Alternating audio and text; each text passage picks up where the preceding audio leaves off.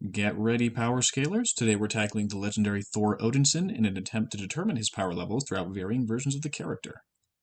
Thor is a founding Avenger and Asgardian Elder God hybrid, and one of the most powerful superheroes in comic book history. He's saved Earth and the universe countless times and remains one of Marvel's premier characters when it comes to the sheer epic scale of his stories. So just how strong is he? Let's discuss each of his main timeline forms, all the way from Unworthy Thor to the recent Cosmic King power-up. There's even a more obscure amped version of Thor that could be one of his most powerful forms yet, so stay tuned for the end of the video. Let's start with Unworthy Thor. This version of Thor, as I'm defining it, includes both young Viking Thor as well as the various times when he's been unable to use Mjolnir.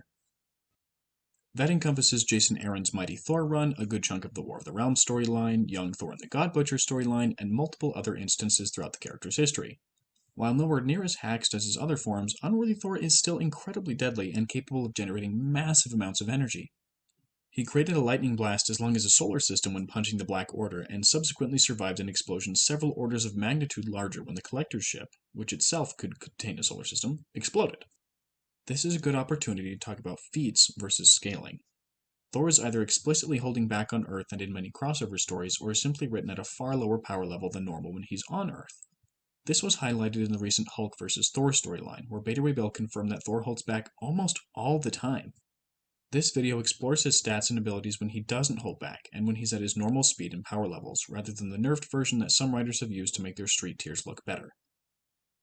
Scaling in comics sometimes follows an everybody fights everybody factor that can result in plot-induced stupidity or ridiculous scaling chains, like Spider-Man beating Herald of Galactus or Solomon Grundy beating the crap out of Superman, replacing an emphasis on feats that happen in Thor's own solo storylines, since they're usually written by people who are more familiar with the character and they represent instances in which he doesn't have as much reason to hold back. Feats definitely have priority over scaling, but if the scaling is really consistent, as you'll see later in the video, it can be helpful. Back to Unworthy Thor. He may not have Mjolnir, but that's okay. Some of his most famous abilities are inherent to the man himself. He has super strength and durability, weather and electricity manipulation, telepathy via the Alltongue, and even a healing factor that can replace lost limbs. His enchanted axe, Jarnbjorn, also has some incredible attack potency. Its magic lets it cut through even the armor of Celestials, as seen when young Thor defeated Apocalypse and Unworthy Thor killed Axitar the Executioner, one of the strongest Celestials out there. That's not exactly a feat for Thor, since Jarnbjorn's magic is specifically anti-celestial, but it's worth mentioning. So far we've seen a couple of solar system level feats, so how about another dubious one? Young Thor may have punched Gore so hard that he created a black hole, although the comic itself is a little ambiguous. That's up to your interpretation. Surprisingly, young Thor, a very young Thor, may have one of the most impressive displays of power out there. In Avengers 1 million BC, a newborn Thor shook the entire world tree with the storms created by his cries. In Marvel Comics, Yggdrasil, the World Tree, is a multiversal structure with infinite realms, each of which are entire universes. So that gives you an idea of what Thor is capable of when he doesn't hold back. You might be wondering what I mean by multiversal. On the internet, it seems that everybody has their own definition of extra-universal cosmology. For the sake of convenience, I use the system utilized by Versus Battles Wiki. I know that some of the internal logic of the site isn't the best, but I find their energy-based scaling system intuitive and useful, so I'll refer to their scale throughout the rest of this video. If you prefer to use other terms, that's totally fine. In this case, multiversal refers to the infinite 4D universes within the Marvel multiverse. Higher dimensions exist in that cosmology too, which we'll get into once they're relevant to more powerful versions of Thor. Speaking of which, it's time that we moved on to Base Thor. This is the version that we're all familiar with, and the form that he's in 90% of the time.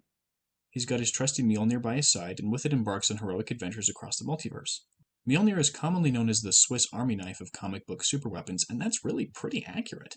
It's essentially a plot device made out of nearly indestructible Uru metal, and Thor has used it to perform all sorts of insane feats over the years. It enhances his natural control over weather and electricity to the point where he can control storms of cosmic energy. He can transmute elements like some sort of Home Depot alchemist, absorb and redirect energy 10 or 100 times stronger as shown against Thanos, seal enemies inside objects like he did to Hyperion, teleport by creating vortexes in space-time, or even straight up drain the life force from somebody like he did to the Presence. No, not that Presence, it's the little guy. Mjolnir also facilitates the usage of Thor's three strongest attacks, the Anti-Force, the Thermal Blast, and the God Blast, usually treated as the aces of Thor's steel sleeves. He only pulls them out when fighting truly formidable cosmic opponents. The anti-force, while poorly understood at best, is certainly quite potent. He doesn't use it on anything measurable, like planets or stars, but he killed a Thanos clone with it, as well as the Mangog by firing it into its mouth. Scale that as you will. The thermoblast, on the other hand, was so powerful that it shook the universe when Thor overpowered Ego. That was calculated as ranging from multi-solar system to galaxy level based on a Marvel universe of 1 trillion light-years across. There's a strong argument for the universe being infinitely sized in Marvel, however, which would make the thermoblast high 3A if you adopt that cosmology. Either way, we're already far above the limits of most normal heroes. The God Blast widens the gap even further. Its power varies, with its lowest showing, when Thor was weakened, pushing back the supposedly unstoppable Juggernaut. Another low showing is threatening to kill a starving Galactus, who's pretty consistently galaxy level. It makes sense that the God Blast would change, however. As Thor himself describes, the God Blast is just him channeling his own divine energy through Mjolnir, so there's no reason that he can't regulate the amount of power that he inputs. At its strongest, the God Blast can damage multiversal entities, as shown when Thor blew apart Exitar's brain dome and shattered Mjolnir in the process. Exitar is more powerful than the entire fourth host of normal Celestials, only 3 of which curb-stomped a fully fed Galactus. The God Blast also injured Magiston Zelia, who is more powerful than Odin. This is the same Odin whose battle with the Egyptian god Seth threatened to destroy infinite universes. It's clear that base Thor has some ridiculous offensive capabilities, but his durability is nothing to sneeze at either. He's taken countless hits from planet-destroying forces, and he even tanked the explosion of the Black Galaxy without injury. By pushing himself past his base limits, he can survive the force needed to physically move 9 space-time continuums, giving him immeasurable strength at his absolute peak. There are instances of Thor surviving attacks from multiversal Celestials and Skyfathers, so a case could certainly be made for his absolute maximum durability reaching those levels. One such occasion was when he tanked and redirected the full power of Glory, which was a being with power comparable to Odin plus all of Asgard, so there's another multiversal feat from a limit-broken Thor. Now, let's talk about speed. This is the most controversial element of power scaling Thor, and one that will undoubtedly ignite a comment war. The first thing to realize is that travel speed logically has to scale to reaction speed. If it didn't, Thor would bulldoze through every star and planet in his way as he travels faster than light through space. But he doesn't do that, because he can also react and control his speed. Thor has always been able to react and catch Mjolnir moving at its top speed, so he just straight up scales. Here are some examples. He threw Mjolnir across the galaxy and back in 60 seconds. That was calculated to be 78 billion times the speed of light. Mjolnir also has crossed the universe multiple times, including from the separate universe of Asgard. That was calculated at 49 quadrillion to 98 quadrillion C. Mjolnir crossed the 9 realms in a few panels, each of which might be infinitely sized universes, or at least universes far larger than our own. That would amp it up to quintillions of times the speed of light, if not significantly higher. Thor consistently fights people who can dodge Mjolnir and have insane speed feats of their own, like Silver Surfer and Gladiator. Silver Surfer can travel hundreds of thousands of light years in moments and even fly faster than time itself, and Thor has blitzed and overpowered him on multiple occasions. Gladiator conducts combat in nanoseconds at full power, which isn't nearly as impressive as Silver Surfer, but hey. Thor also tagged and slammed Quicksilver to the ground before he could react. Quicksilver can outrun light. And of course, there's the occasional plot-induced stupidity instance of Mongoose or Wolverine, but for every fight on Earth where Thor has been stated to massively hold back, he has another scaling against a cosmic, massively faster than light being. If you want to use low showings, even Superman has failed to catch bullets. Also, don't try to blame Eric Masterson's speed feats on Thor. Thor is clearly far faster, as seen when Eric couldn't land a single blow on him as soon as Thor got serious, and Eric had Mjolnir at the time. Thor simply has way too many FTL and massively FTL feats in scaling to be ignored, especially in the context of his own stories when written by authors familiar with the character. Now back to combat stats. So far, Thor seems to be galactic to universal in regards to his normal attack power and durability by feats alone, and absurdly faster than light in combat and reaction speed. 2 Thors colliding rippled across every plane of reality and was stated to be comparable to the Big Bang, and Beta Ray Bill, who is explicitly comparable to base Thor, shook the universe in his fight with Stardust, so that serves as a decent reference point. You could make an argument for multiversal peak base Thor from the following fights, although that's really just to balance out anti-feats and lower showings. Killing Demogorge, killing Glory, fighting Destroyer Odin, surviving Ereshim's attacks, shattered the root of the World Tree in Thor Man of War, which is a multiversal structure. He knocked out the Phoenix Force, injured Surtur, and even harmed Skyfather Hercules, who is stated to be the strongest Skyfather at the time. That provides some useful context for the next version to analyze, Odinforce Thor. Thor with the Odinforce is incredibly powerful, in part due to how much hacks he gets access to in this form.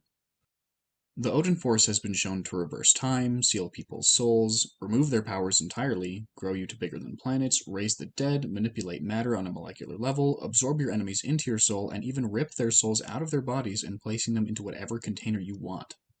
He has so many one-shot win conditions with the Odinforce that it's just ridiculous. His raw power and stats also receive an absurd boost.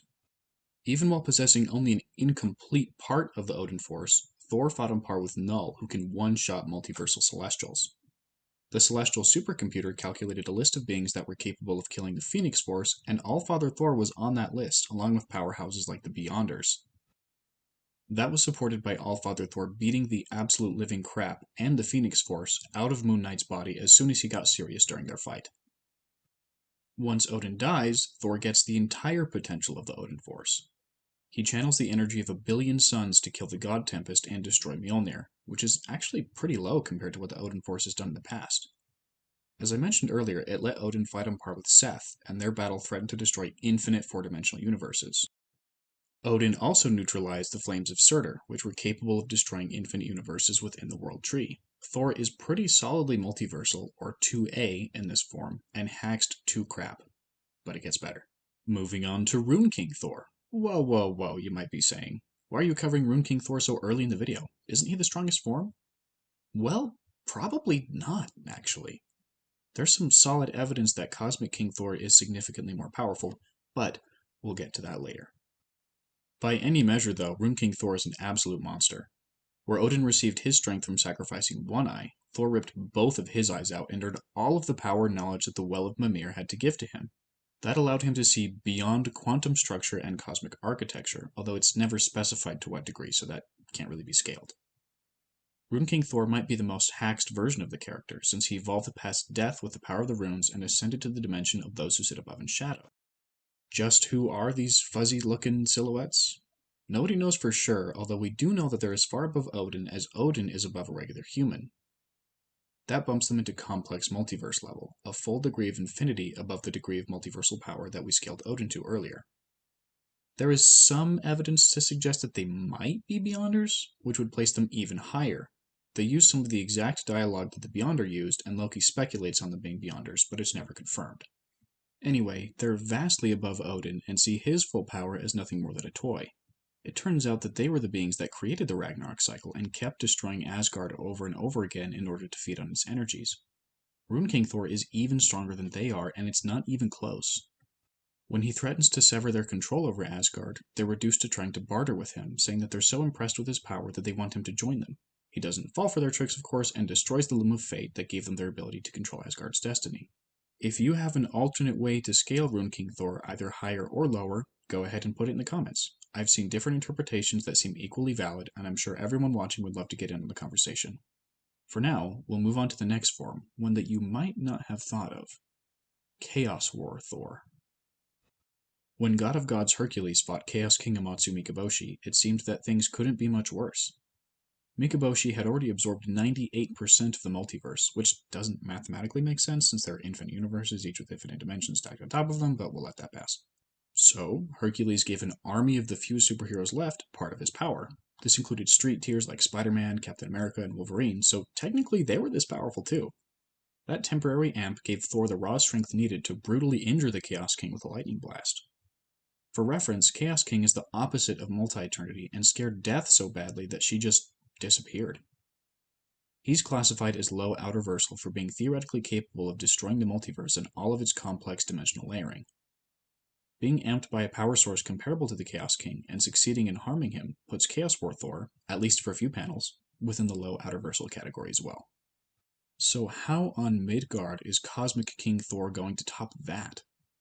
Well, let's find out. A badly wounded Galactus crashes on Asgard, begs Thor to help him, yada yada yada. Turns out that this ancient entity of the void known as the Black Winter is coming to claim Galactus as his herald. What? Is that another retcon about Galactus' origin coming? Yes, it is. The Silver Surfer explains that the Black Winter was what destroyed the sixth multiverse, and later in the story we learn that it preserved Galactus in order to make him its herald. Right off the bat, we see the scale of this enemy. Where full power Chaos King, a fraction of Oblivion, only managed to consume most of the seventh multiverse, the Black Winter actually succeeded with the sixth one. It completely devoured an infinite cosmic structure with infinite higher dimensions. So how does this play out? Silver Surfer knows of 5 unique planets that, if consumed, would give Galactus the power to defeat the Black Winter.